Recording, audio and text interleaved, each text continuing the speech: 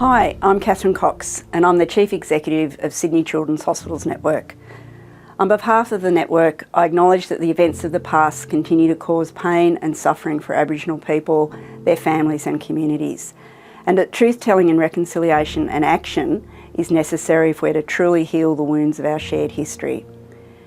Importantly, reconciliation is everyone's business, not just during Reconciliation Week, and we all have a part to play in continuing to drive and advocate for a strong commitment to reconciliation and ensuring we provide services that are culturally responsive and inclusive for our Aboriginal and Torres Strait Islander patients and staff. It also means recognising and valuing our expert, highly skilled, committed and passionate Aboriginal and Torres Strait Islander staff. Reconciliation is about creating respectful relationships between Indigenous and non-Indigenous Australians. This includes acknowledging and addressing cultural and historical factors that impact the health of Indigenous children that we care for. Reconciliation means making an active commitment to improving health and wellbeing outcomes across the life course for Aboriginal children, young people, their families and their communities. And our healthcare system plays a vital role in this. It also means how we all work together to have a culturally safe and respectful health service and workplace.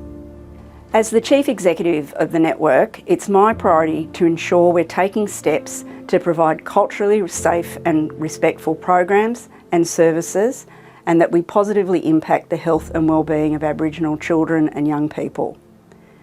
This involves listening to and learning from Aboriginal people's skills, knowledge and experience to provide the very best possible services we can, such as through the Aboriginal Employment Reference Group, which helps guide the network's approach to grow, strengthen and develop our Aboriginal workforce, as well as the launch of the Aboriginal Patient Experience Survey, which was designed to identify the most culturally safe and appropriate ways to support Aboriginal patients and their families through their healthcare journey with us.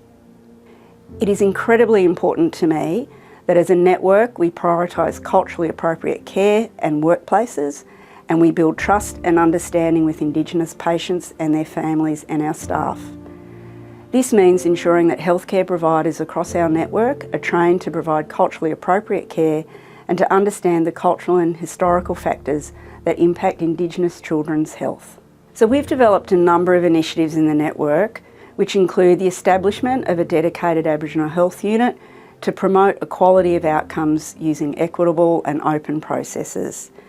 We've implemented the network's Aboriginal Health Dashboard, which aims to ensure every Aboriginal family is seen by an Aboriginal health worker within 24 hours of their admission, and that's to provide cultural and social support as early as possible. And we have dedicated projects and initiatives such as the Providing Enhanced Access to Health Services, PEACH project, to ensure early identification and provision of supported and equitable care for our children and young people from Aboriginal and Torres Strait Islander backgrounds.